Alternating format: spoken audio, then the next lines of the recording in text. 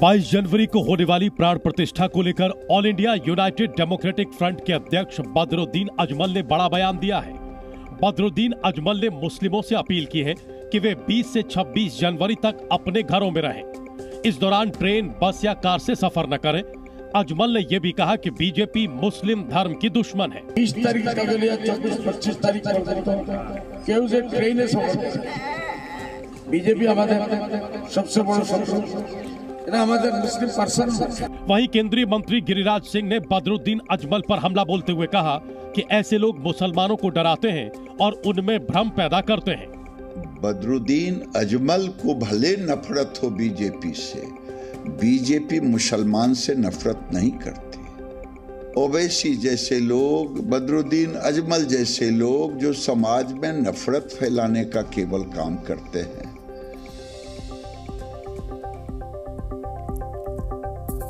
और भगवान के ससुराल यानी मिथिला के लोग प्राण प्रतिष्ठा कार्यक्रम को लेकर खासे आह्लादित हैं। श्री राम के ससुराल से उपहार भेजे जा रहे। 1100 थाल में सजे रत्न आभूषण, मिष्ठान, फल, मेवा और सुंदर सुंदर वस्त्र, ये सभी श्री राम के ससुराल की ओर से श्री राम जन्मभूमि तीर्थ क्षेत्र ट्रस्ट को समर्पित किया गया। ये सारे गिफ्ट जनकपुर से लाए गए हैं। मिथिला के लोग अपने जीजा यानी श्री राम की प्राण प्रतिष्ठा को लेकर आह्लादित हैं। ट्रस्ट के महासचिव चंपत राय को रामलला का सखा मानकर जनकपुर की महिलाओं ने उल्हाने से स्वागत किया। इस मौके पर श्री राम जन्मभूमि तीर्थ क्षेत्र ट्रस्ट के महासचिव चंपत राय ने कहा कि नेपाल और भारत का रिश्ता त्रेता युग से चला आ रहा है और नेपाल के क्षेत्र से कन्या पक्ष के लोग वर पक्ष के लिए उपहार लेकर आए हैं। हम उनका स्वीकार करते हैं, स्वागत करते हैं, कृतज्ञता व्यक्त करते हैं, मस्तक नमन करते हैं जनकपुर नेपाल के प्रति। वहीं शिवसेना यूबीटी के अध्यक्ष उद्धव ठाकरे ने कहा कि 22 जनवरी को नासिक में गोदावरी तट पर महाआरती की जाएगी। तो अयोध्या के श्री राम मंदिर पर कांग्रेस नेता प्रमोद कृष्णम ने कुछ अजब सा बयान दे दिया है और इसको लेकर देखिए कांग्रेस की स्थिति असहज हो सकती है। क्या कहा है प्रमोद कृष्णम ने, पूरी खबर देखिए 1 मिनट में। अयोध्या के श्री राम मंदिर में रामलला की प्राण प्रतिष्ठा की तैयारियों के बीच सियासी बयानबाजी करने वाले कांग्रेस के नेता प्रमोद कृष्णम ने जमकर आलोचना की है। प्रमोद कृष्णम ने श्री राम के विरोधियों को असुर करार दिया है और कहा है कि ऐसे लोगों को भारत में रहने का अधिकार नहीं है। जो राम का विरोध करता है, जो राम को नहीं मानता है, वो तो असुर है और असुरों को भारत में रहने का अधिकार नहीं है। समाजवादी पार्टी नेता अखिलेश यादव पर निशाना साधते हुए प्रमोद कृष्णम ने मंदिर आंदोलन के दौरान मुलायम सिंह यादव सरकार की कृत्यों को याद दिलाया। अखिलेश यादव जी की जमीन खिसक रही है। अखिलेश यादव जी के पिताश्री स्वर्गीय मुलायम सिंह यादव जी ने भगवान राम के भक्तों पर गोलियां चलाई थी, गोलियां चलवाई थी। रामलला के कितने भक्तों का बलिदान हुआ, ये इतिहास के पन्नों में दर्ज है। इसी बीच खबर ये भी आ रही है कि यूपी कांग्रेस के कई नेता 15 जनवरी को अयोध्या जाएंगे, जहां वो श्री रामलला और हनुमानगढ़ी के दर्शन करेंगे। बिहार में INDI गठबंधन में सीट शेयरिंग का मुद्दा फाइनल हो गया है। लोकसभा चुनाव के लिए बिहार में विपक्षी गठबंधन तैयार है। लोकसभा चुनाव के लिए बिहार के विपक्षी दलों के बीच सीटों का बंटवारा हो गया है। जेडीयू अध्यक्ष और बिहार के सीएम मुख्यमंत्री नीतीश कुमार और लालू यादव की आरजेडी ने सीट बंटवारे का फॉर्मूला तय कर लिया है। सूत्रों के मुताबिक इस फॉर्मूले में जेडीयू और आरजेडी को 16-16 सीटें देने की बात है। वहीं अन्य 8 में से 5 सीटों पर कांग्रेस तो 2 सीटों पर CPI-ML को चुनाव लड़ने का प्रस्ताव है। 1 सीट CPI या CPM को देने की बात है।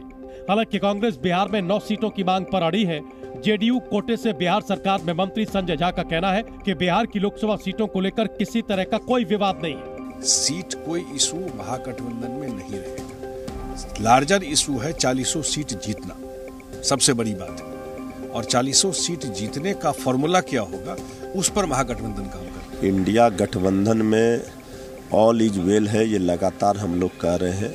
हर राज्यों में सीट शेयरिंग का फार्मूला लगभग तय हो चुका है और समय आने पर इसे सार्वजनिक कर दिया जाएगा, बता दिया जाएगा। तो लोकसभा चुनाव के लिए सीट बंटवारे को लेकर कांग्रेस पार्टी आज से INDIA गठबंधन के नेताओं से चर्चा करेगी।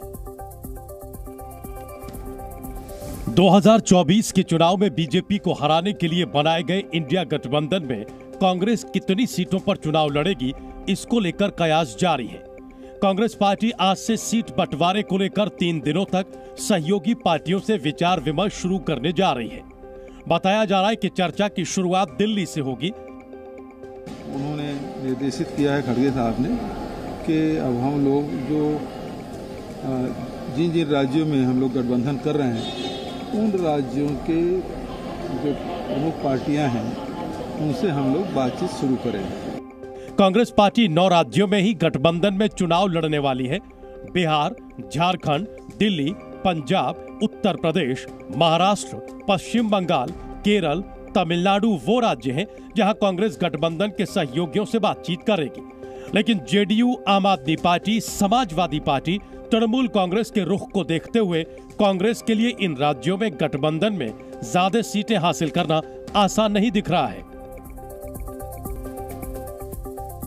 बीजेपी नेता सुशील कुमार मोदी के एक बयान से बिहार की सियासत उबल रही है और इसमें उन्होंने आशंका जताई है कि पश्चिम बंगाल की तरह बिहार में भी ईडी और सीबीआई की टीम पर हमला हो सकता है। एक report. RJD supremo Lalu Yadav और उनके परिवार पर सुशील मोदी का तीखा हमला जारी है। उन्होंने एक बार फिर आरजेडी को निशाने पर लिया और बंगाल में केंद्रीय जांच एजेंसी की टीम पर हुए हमले का हवाला देते हुए आशंका जताई कि बिहार में भी ऐसी घटना हो सकती है। और मुझे तो डर है कि कल बंगाल में हुआ लेकिन बिहार में भी हो सकता है, क्योंकि राष्ट्रीय जनता दल और टीएमसी में कोई फर्क नहीं है। लालू यादव के बेटे और बिहार के डिप्टी सीएम तेजस्वी यादव समेत उनके परिवार के कई सदस्य सीबीआई और ईडी के रडार पर हैं। माना जा रहा है कि उनके खिलाफ कभी भी जांच आगे बढ़ सकती है। ऐसे में सुशील मोदी ने केंद्रीय एजेंसियों से सतर्कता बरतने की अपील की है। लालू परिवार पर टीएम, सीबीआई, ईडी कोई कार्रवाई करती है तो उन पर भी हमला हो सकता है।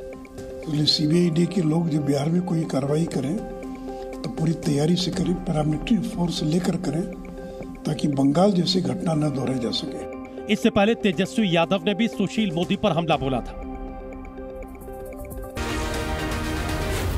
जी